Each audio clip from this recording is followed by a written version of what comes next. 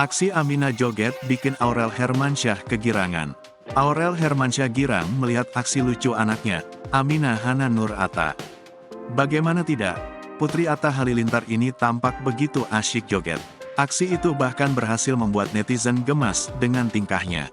Momen Aminah joget tersebut pertama kali terlihat dari unggahan sang ibunda, Aurel Hermansyah. Duduk di sebuah sofa, balita 10 bulan ini mengenakan dress berwarna merah muda. Aminah lantas mulai mengoyangkan tangannya ke atas, mengikuti gerakan orang di depannya. Namun seakan belum puas, anak Atta Halilintar ini semakin bersemangat berjoget diiringi instrumen lagu Begitu Sulit Lupakan Rehan yang sempat viral di TikTok. Bahkan kini bukan hanya tangannya yang bergerak, melainkan juga tubuhnya. Sesekali, Aminah tersenyum seakan menikmati gerakan jogetnya itu. Cucu Anang Hermansyah ini pun sempat berteriak kegirangan saat berjoget. Melihat tingkah sang anak, Aurel Hermansyah yang girang menyebut kelakuan Aminah mirip dengannya.